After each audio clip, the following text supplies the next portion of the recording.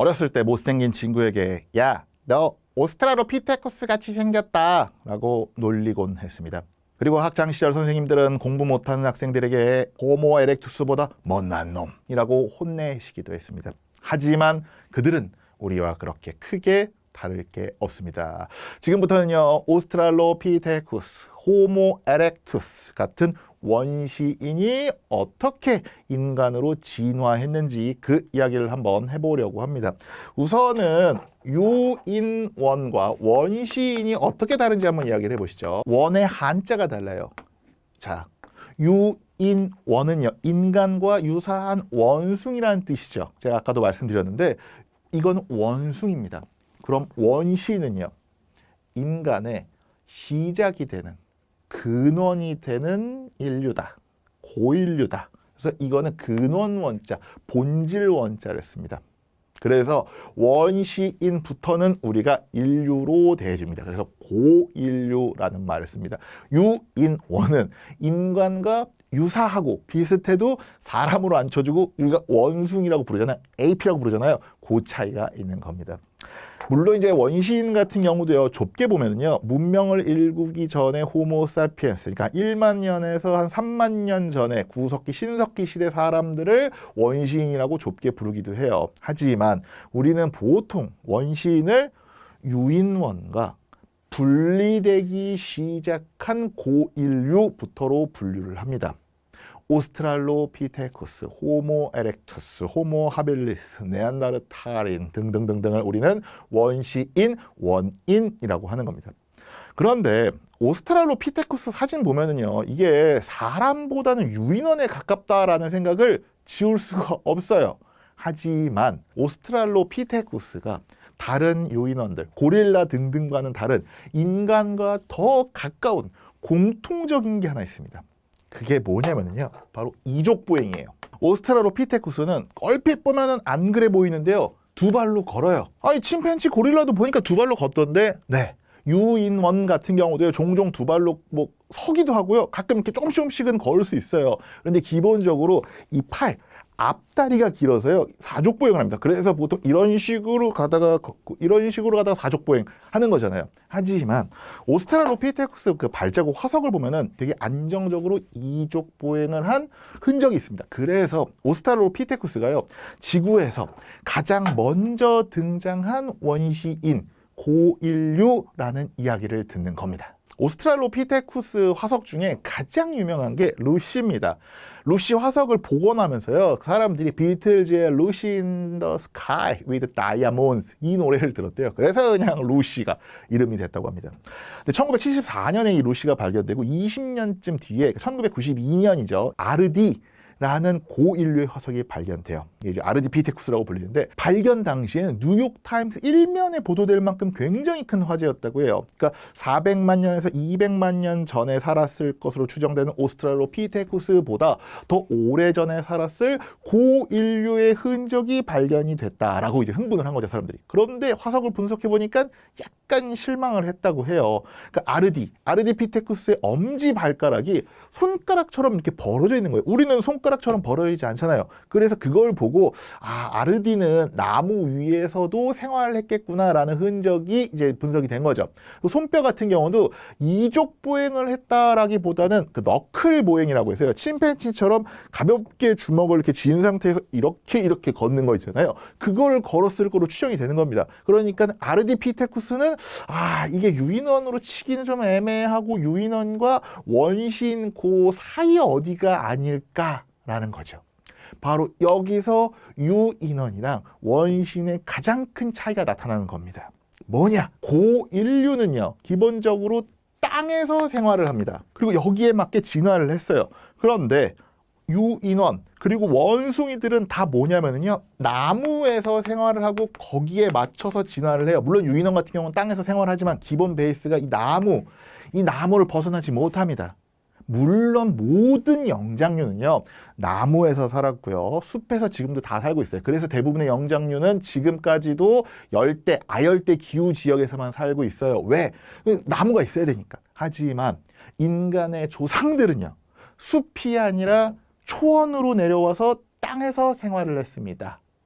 그런데 왜 인간의 조상들은 땅으로 내려오게 됐을까요? 본격적으로 이야기를 하기 전에 대부분의 영장류는요, 왜 아열대, 열대에서 살까요? 당연히 나무에서 살아왔고 숲에서 그동안 진화를 했기 때문입니다. 그러나 인류, 호모사피엔스, 우리 사람들은 지금 모든 기후에서 다 살아나가고 있습니다. 에어컨, 보일러가 없는 시대에도 모든 기후에서 살아왔어요. 왜? 인류의 조상이 땅으로 내려오면서 그렇게 진화를 한 겁니다. 그래서 왜 땅으로 내려왔냐고. 자, 여기에는요, 거대한 두 개의 지각 활동이 영향을 미쳤다라고 해요. 5천만 년 전쯤에 당시에는 떨어져 있었던 인도 땅, 그 당시에는 인도가 섬이었습니다. 5천만 년 전쯤에는 인도 땅이랑 유라시아 대륙이 쿵 하고 부딪힙니다. 거대한 땅이랑 땅이 부딪히면요, 대륙이 충돌하면은 거대한 산지가 만들어져요. 왜냐면 쿵 부딪히면 당연히 이렇게 올라갈 거 아니에요. 바로 그게 뭐냐면은 히말라야 산맥이에요. 그런데 산이 갑자기 생기면, 그리고 큰 산이 생기면요, 침식 과정에 이산화탄소를 다 빨아들인다라고 합니다. 그러니까 이게 땅 밑에서 있던 광물 중에 칼슘 이온이라는 게 침식 과정에 나온대요. 근데 이 칼슘 이온이 대기 중에 이산화탄소를 만나서 탄산칼슘이 되면서 대기 중에 이산화탄소 양이 줄어드는 원리라고 하는데, 잘 모르시겠죠? 정리를 하자면은 대륙이 충돌하면 산지가 형성이 되고 이산화탄소가 감소가 되는 겁니다. 우리가 과학 시간에 배운 적 있잖아요. 이산화탄소는 태양에 오는 열을 잡아둡니다. 이걸 온실 효과라 그러잖아요. 그래서 우리가 이산화탄소가 너무 많아지면 지구 온난화, 그러니까 기온이, 지구의 기온이 올라간다는 이야기를 하죠. 그런데 반대로 이산화탄소가 줄어들면 뭘까요? 기온이 내려갑니다. 기온이 내려가면요, 강수량도 줄어들어요. 왜? 그러니까 물이 증발이 안 되니까, 너무 추워서 얼어 있으니까 물이 위로 안 올라가서 비도 안 내리고 자연스럽게 건조해집니다.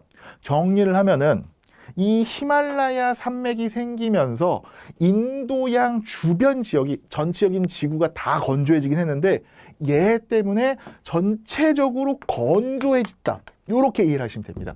그런데 여기에 인도가 유라시아 대륙에 붙고 인도 밑에, 원래는 이게 인도가 이 밑에 있었을 거 아니에요. 근데 이게 쿵 붙었어. 여기에 큰 바다가 인도 양이 생기잖아요. 이 인도 양이 들어서면서 인도 양에서 계절풍이 불죠. 계절풍이 뭔가요? 기온과 이게 비열, 그리고 뭐 기압 차이, 이런 것들이 많은데, 간단하게 말씀드리면은 여름에는 덜 뜨거운 인도 양에서, 고기압에서 더 뜨거운 인도 대륙으로 뭐가 가요? 비바람이 일로 막 붑니다. 그래서 여기에 뭐 비가 엄청 내려요, 여름에. 그런데 겨울이 되면은 차가운 인도 대륙에서 덜 차가운 인도양으로 건조한 바람이 이렇게 불어요. 정리를 하면 히말라야 산맥이 이 주변을 건조하게 만들었는데, 하필이면 인도 대륙도 이게 계절풍 때문에 이 주변을 또 뭐하게 만든다? 건조하게 만든다라는 겁니다. 그런데 여기에 한 3천만 년에서 2,500만 년 전쯤에 갑자기 뭐가 생기느냐? 여기 소말리아입니다. 에티오피아 근처에서 넓은 Y자 모양으로 이런 식으로 땅이 갑자기 치솟아요. 그걸 이제 우리가 동아프리카 지구대라고 부르는데, 동아프리카에 갑자기 산맥이 Y자 모양으로 생긴 거잖아요. 이 산맥입니다. 이렇게 크게 생긴 거예요. 인도 히말라야가 인도양에 있는 습기를 쫙 빨아들여요. 그래서 이 주변이 건조해지는데, 여기 산맥까지 생긴 이 동아프리카에는 비가 당연히 더 안 오고 더 건조해질 수밖에 없겠죠. 우리 그 태백산맥 때문에 높새바람이 생깁니다. 이것처럼 아무리 인도양에서 동아프리카로 비바람이 분다고 해도 이 동아프리카 지구대 산맥에 막히니까 이 근처는 또 어떻게 되겠습니까? 더 건조해질 수밖에 없는 겁니다. 원래 동아프리카 지구대 있죠? 이 근처가 적도예요. 적도가 지나가서 열대우림입니다. 기본적으로 적도가 지나가는 곳에는 대서양 쪽에는 콩고 열대우림, 아마존 열대우림이 마주보고 있어요. 그리고 원래 인도양 쪽에도 뭐 예를 들면 에티오피아 열대우림, 소말리아 열대우림이 과거에 있었겠죠. 그런데 인도와 유라시아가 충돌되고, 그리고 동아프리카에 이런 Y자 모양의 골짜기가 생기면서 열대우림이었던 동아프리카가 서서히 건조해지고, 강수량이 줄어드니까. 그리고 이렇게 기온이 좀씩 내려가니까, 왜냐하면 이게 더운 따뜻한 비바람이 쳐줘야 되는데 기온이 내려가면서 냉각화가 됩니다. 1000만 년에서 800만 년 전부터 기후가 조금씩 변하기 시작해서 400만 년에서 300만 년 전에는 지금과 같은 사바나, 초원이 되고요. 여기는 사막이 됩니다. 쉽게 말씀을 드리면 이 무렵의 동아프리카의 풍경이 타잔의 무대, 그러니까 열대우림에서 라이언킹의 무대인 사바나 초원으로 바뀌었다라는 이야기입니다.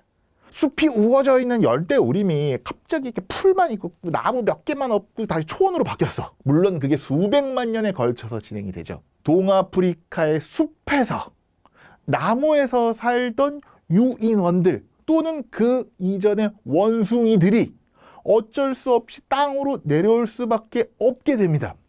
제가 저번에 말씀을 드렸죠. 침팬지와 인간이 조상이 분리된 게 몇만 년 전이다. 대략 800만 년 전이다. 그리고 최초로 이족 보행을 한 고인류 오스트랄로피테쿠스가 등장한 게 언제부터다? 대략 400만 년 전이다. 오! 여기가 건조해지기 시작한 게 1000만 년에서 800만 년 전이고, 오! 그리고 이게 최종적으로 사바나가 된 게 300만 년에서 400만 년 전. 이게 딱 맞아떨어지면서, 오! 이게 실제로 이러한 기후변화 때문에 여기서 정리를 하자면요. 고릴라, 오랑우탄, 침팬지와 진화적으로 분화된 현생 인류의 조상들이 동아프리카에서 탄생한 건 히말라야와 동아프리카 지구대라는 지각활동 때문이었다는 겁니다. 그래서요, 고인류의 화석들, 오스트랄로피테쿠스, 호모 하빌리스, 호모 에렉투스, 호모 사피엔스 등등의 초기 화석들이 전부 다 어디? 동아프리카, 에티오피아, 케냐, 탄자니아에서 그렇게도 많이 발견이 되는 겁니다. 너무 복잡하죠? 간단하게 정리를 해보겠습니다. 고인류와 현생 인류는 다 어디에서? 아프리카에서, 동아프리카에서 탄생을 했다. 그 이유는 무엇이다? 바로 인도와 동아프리카의 지각활동에 의한 기후변화 때문이다. 이게 지금의 인류를 있게 한 결정적인 차이를 만들어줍니다. 다른 유인원들은 원숭이들처럼 나무 타기 잘해요. 심지어 상체 근육이 더 발달해요. 상체 근력이 엄청 좋아요. 팔 힘, 나무 타야 되니까. 악력도 엄청 좋아요. 하지만 인간은 땅으로 내려오기 시작하면서 나무랑 멀어지면서 상체 근육이 유인원들보다 약합니다. 저는 운동을 잘 안 하니까. 하지만 땅에서 걸어야 하니 자연스럽게 다리 근육이 더 발달하겠죠. 이렇게 땅에서 계속 걷다 보면 지구력도 더 좋아지겠죠. 지구상에서 유일하게 마라톤을 할 수 있는 동물이 누구예요? 인간입니다. 90세의 노인이 최근에 기네스북에 마라톤을 성공했다라고 할 만큼 지구력이 가장 좋은 동물 중에 하나가 인간이에요. 사냥도 동물이 지칠 때까지 쫓아가요. 지쳤어. 나 더 이상 못하겠어. 그럼 이제 죽어. 그리고 땅으로 내려온 고인류는 본격적으로 이족 보행을 합니다. 아까도 이건 말씀드렸죠. 고릴라, 오랑우탄, 침팬지도 곧게 설 수 있지만 인류처럼 온전히 곧게 걸을 수는 없습니다. 그리고 온전한 이족 보행, 직립 보행을 하면서 이 두 손이 자유로워지고 이 자유로워진 손으로 더 정교한 도구를 사용할 수 있게 된 겁니다.